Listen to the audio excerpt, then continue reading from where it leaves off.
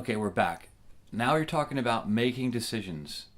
And this is just a way of describing how to program. You need to be able to make sure that you slow your mind down and don't try to rush into it. Don't try to, oh, rats. Oh, wait a minute. Oh, wait, hold on.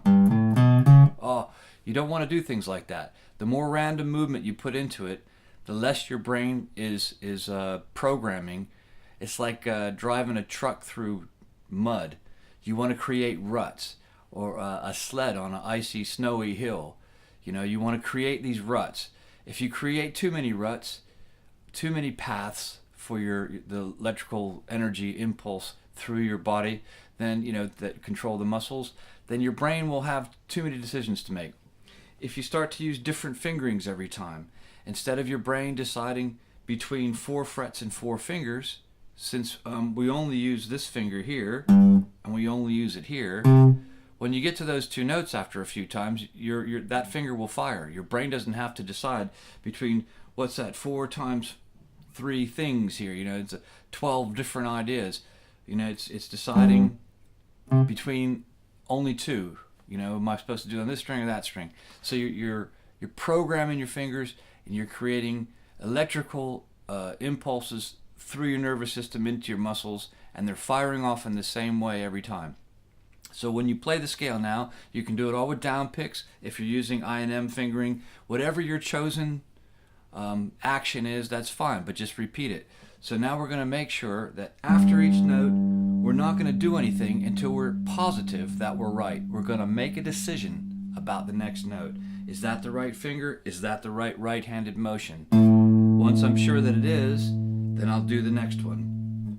And I'll do this without pulse, without tempo, until I've done it so many times, however that may be, a few minutes a day, where I know that I'm not going to make a mistake. So I know that the next finger is number 3, and I'm going to hit it with a down pick. The next finger is number 4, and I'm going to hit it with a down pick. And backwards, I'm going to hit finger 3, and so forth. The idea is that you don't just charge ahead like we want to do and let our body decide. You make a mental decision about every note and every movement, and it doesn't matter if it's this slow, because you only need to do it long enough to get to the top of the scale and back.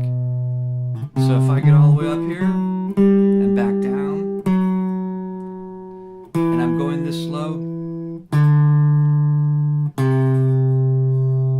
make sure, what am I doing next? Oh yeah. Well, how many know? So you got, say, one movement, 1, 2, 3, 4, 5, 6, 7. If each one took 10 seconds, you'd only need to practice for 70 seconds. So don't think, I'll be there all day. You'll only be there for a few seconds.